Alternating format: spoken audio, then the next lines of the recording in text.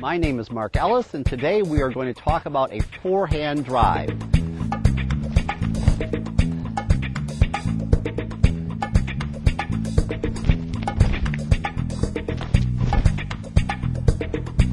I have with me today some people to demonstrate different grips, different forms, different styles, both good and bad. To my right is Discraft team member Michael Raley, who is probably the most balanced disc golfer in the world. He throws forehand and backhand with equal confidence, equal control, just deciding on the shot and the wind what to throw. Next to him is Critter Bill Them. Critter is a recent member on Team Discraft, and he throws way too far and way too strong. If he ever develops the rest of his game, you will hear from him many times in the future. To my far right is Andy Tabasinski, who is not a Discraft team member, but he is today at least wearing the hat, suggesting one day he may get on the team. He is here to demonstrate that even young folks with an immense amount of talent still may not have the greatest of all form. Let's start a discussion of throwing forehand shots with the right way to grip a disc. There is no single way to do it right or necessarily wrong. Everyone has different size hands and different strengths of hands, and so essentially you need to find something that works for you. The key to the process of whatever grip you use is to be able to put a finger on the interior rim of the disc. That is not the flight plate, not the top part of the disc, but rather the inside rim, that rim that goes straight up and down. You want to put a finger flat as you can against that rim, because what you are doing is you are pushing forward against the rim. Now, my personal preference of grip is to take my my middle finger, and the pad of that finger rests against the interior rim. I put an index finger on top of that, and the index finger essentially provides it strength and support. Really doesn't do anything else. Then it leaves my thumb on the edge of the disc, pointing in the same direction as my fingers. So essentially, that's what it looks like without a disc in it, and that's what it looks like with a disc and the bottom side. The motion of the forehand is to push sideways. So the finger pushes against the rim in the direction you're throwing. The least sophisticated of the forehand throwers here, he is essentially a backhand thrower. He throws forehand when he has no choice or to get out of trouble. But he throws very, very well backhand. So why are we showing Andy to you? Because probably this is what you look like. Andy does what most people that throw forehand as a get out of trouble shot do. That is, he bends his elbow quite a bit. He doesn't swing it back very far, and he's really sort of throwing like he would snap a towel. Critter Bill comes from a sports background that was heavy in baseball. He was a very good pitcher, he's a very good third baseman, and he had a very, very strong arm throwing a baseball. That, of course, translates exceptionally well to throwing a forehand. Critter used to throw with a run-up, but for the past few months has had trouble with that, and he's now gone to the one-step. The nice thing about the one-step is it is easier to control, but unfortunately it costs you a heck of a lot of distance in doing so. It also puts a lot more strain on your body since you are not getting the same sort of momentum involved in the throw. Critter Bill throws with great power on a backhand throw, and he's backhand dominant. His backhand throws go 500 feet or better on a really good throw from him. Forehand, he is much more limited in distance. Probably 400 feet is somewhere at the end of his power range. And you can see from Critter's throw that Critter looks like a third baseman throwing to first base.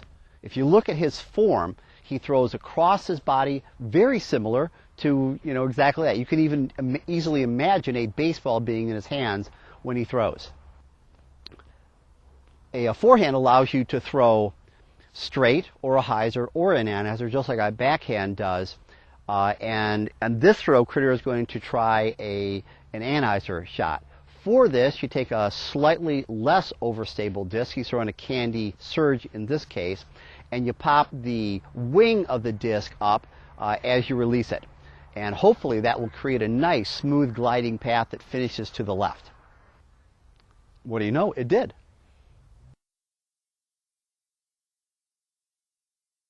So Mike Raley has one of the best and best controlled forehands in the world. He is a superb forehand player, and he throws hyzers, anhyzers, and straight shots with equal credibility and effectiveness. Mike, during his run-up, essentially uses his front shoulder as a pointer of where the disc is going to go. So the first shot he's going to throw is a straight shot, and although by the time he releases, his chest is pointing straight forward, during the run-up, his shoulder points in the direction of where the disc is going to go. With Mike's game, his power is probably slightly better on a backhand than a forehand, but not hugely so. And really, he picks the choice of forehand or backhand based on the shot and based on the wind and what the hole asks him to do.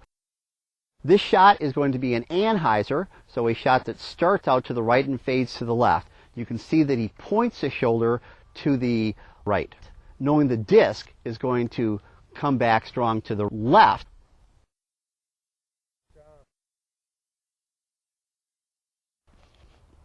Mike doesn't do a big run-up, and he doesn't do a big backswing.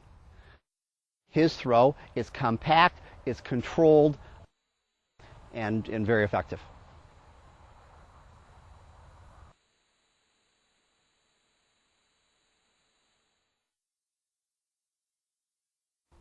Compared to the throwers you just saw forehand, my form varies in a couple ways. One is that I try to keep my elbow much straighter than they do. I find that the more I bend my elbow on the throw, the more it hurts the elbow. I actually can't throw the way they do. It hurts. And I know that there are some people that develop long-term elbow problems that way, but as you know, everyone's got a different body. The other thing that I do is I have probably a much bigger backswing than they do, and that's probably because of my background as a racquetball player. When I started playing disc golf, I threw backhand like everybody else until my right knee stopped me from doing that, and so I had to develop a forehand to continue playing the game. So I adapted a racquetball kill shot into a disc golf forehand throw, and it should look something like this.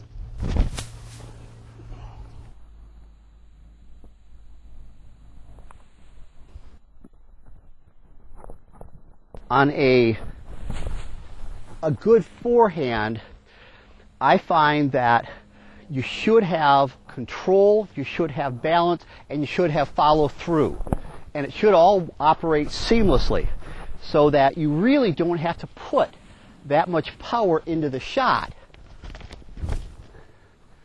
to get distance out of it. Although I don't see myself on videotape much, I would also suspect that I probably throw much lower to the ground than most people do.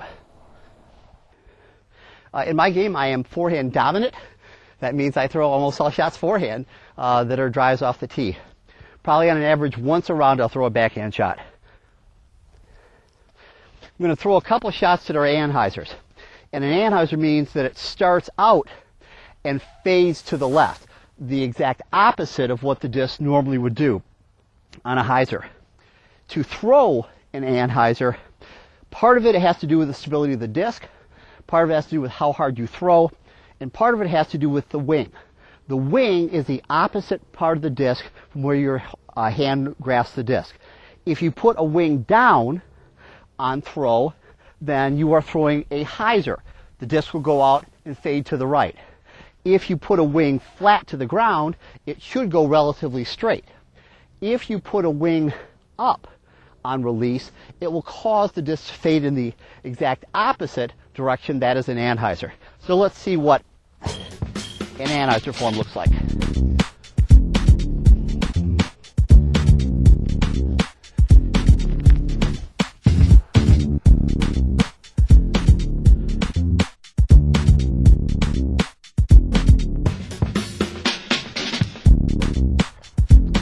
The advantage of a forehand shot is that it generates an amazing amount of speed and distance with very little effort.